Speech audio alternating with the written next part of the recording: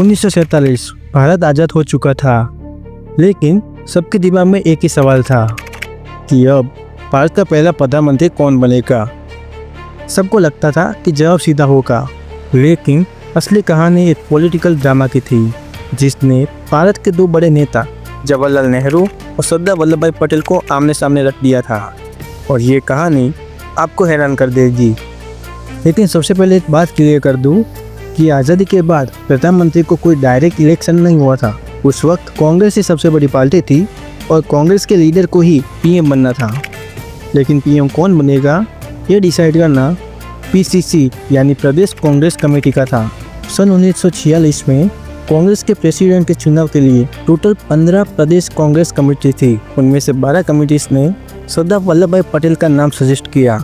सोचिए, भारत के iron man, एक दमदार लीडर और पार्टी के मेजोरिटी सपोर्ट के साथ सरदार वल्लभ भाई पटेल सबसे आगे थे। और हैरानी की बात ये थी कि जवाहरलाल नेहरू को एक भी वोट नहीं मिला था, यानी पीएम बनने के लिए सरदार वल्लभ भाई पटेल ऑलमोस्ट फिक्स थे।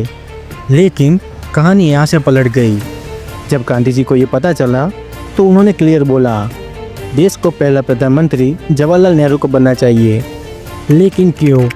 क्योंकि गांधी जी समझते थे कि नेहरू का विज़न ज़्यादा मॉडर्न है, वो इंटरनेशनल लेवल पर एक्सेप्ट किए जाएंगे और एक मास लीडर के रूप में भी उनकी पहचान थी।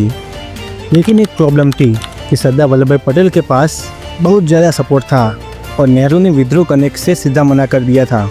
और अगर दोनों कैंडिडेट्स बने रहते तो पार्टी स्प्लिट हो सकती थी और ये देश के लिए खतरा था।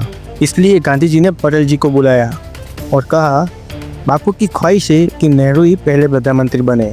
और पटेल जी, जो गांधी जी के सबसे वफादार थे, उन्होंने अपना नॉमिनेशन वापस ले लिया।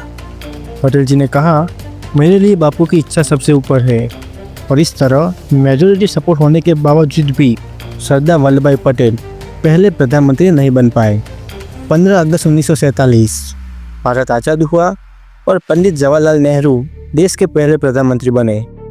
लेकिन अगर उस दिन सरदार वल्लभ भाई पटेल अपना नाम वापस नहीं लेते तो शायद भारत के पॉलिटिक्स और भारत के इतिहास बिल्कुल अलग होता। सोचिए, अगर पहले प्रधानमंत्री सरदार वल्लभ भाई पटेल होते तो भारत की कहानी कैसी होती? कमेंट में ज़रूर बताना।